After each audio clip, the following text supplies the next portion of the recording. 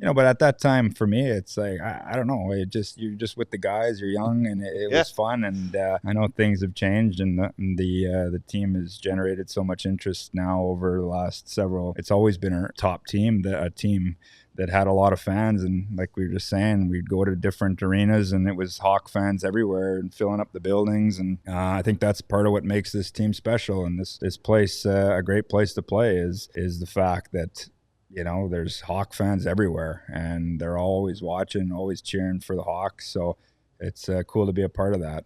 Yeah, well, you and your teammates brought that to a different level. I mean, it's before you guys were here, it was different. You guys took the Blackhawks to a stratosphere I never imagined possible growing up as a Hawks fan. First of all, thank you for that, because without you and your teammates, Mario and I are probably not sitting here in the studio right now.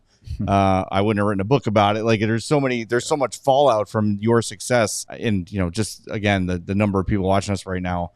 Just gratitude for you guys and what you pulled off in the city. For sure. It was I think it was just a full team effort, organization effort, and without the passion of the fan base that you guys have, it wouldn't be here as well. So I think the passion of the Blackhawk fans is also kind of what fueled that as well. I don't think that can be undervalued, and I think that's a huge part of the team's success too, knowing that it was 20,000 people, 22,000 people in the building every night, and it was loud, and it continues to be that way. And yeah, it was special to be a part of.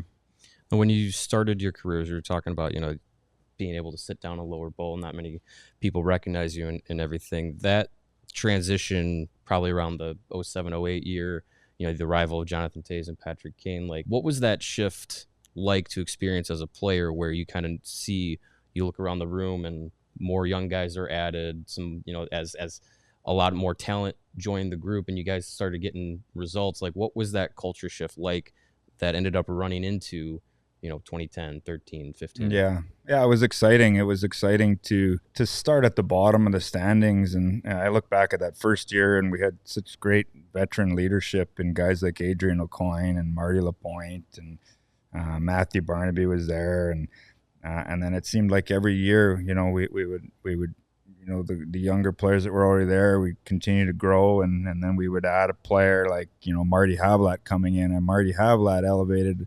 I know for myself, he elevated my play too, just playing with better players and those star type players where you learn from, and your teammates make you better, whether it's the competitiveness of them and that internal competition or the skill level. You're continually improving, and that hunger and desire to get better.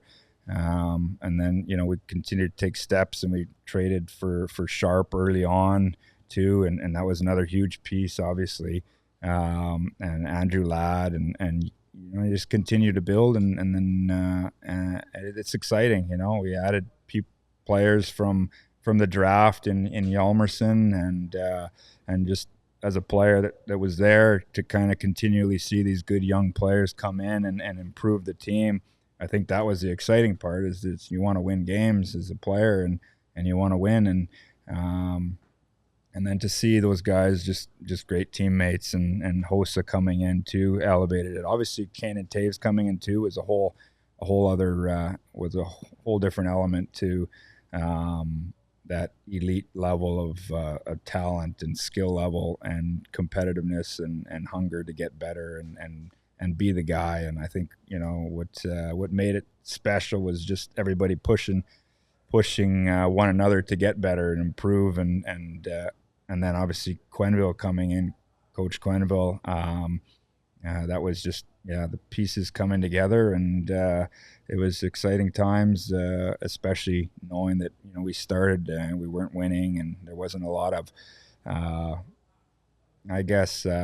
hype or talk about the Hawks, and it was finally like time to like, it's our time now, and we felt that, and I think we had that confidence as a group that we knew it was going to be our time, and then it just took off from there. Your journey personally, you get drafted in 2002, and it's a few years before you make your debut, 2 full years in Norfolk.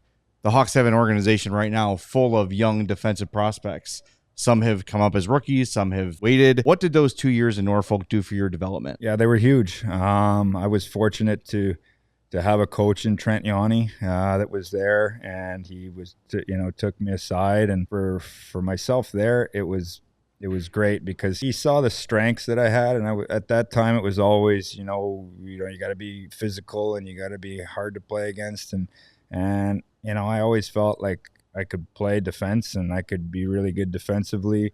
And Trent, I think, just the fact that he helped bring out those strengths, whether it was having a good stick or breaking up plays with your stick and using my quickness and speed to defend. And those 2 years we had great leadership down in the minors there, and guys like AJ Baines and Marty Wilford. And I learned so much from a guy like Marty Wilford in the minors, just about practice habits and not missing a pass in practice. And it was I definitely fond memories of being in the minors, and obviously always wanted to get to the NHL and be up in the NHL, but it gives you that appreciation for when you do make it, that you're not riding the bus anymore. You're taking private planes and team planes, and you're staying in Ritz-Carltons over, the lower end hotels. But, at the time it's all good and it's all part of it. And, I'm back full circle now, staying at the Super 8s, and it's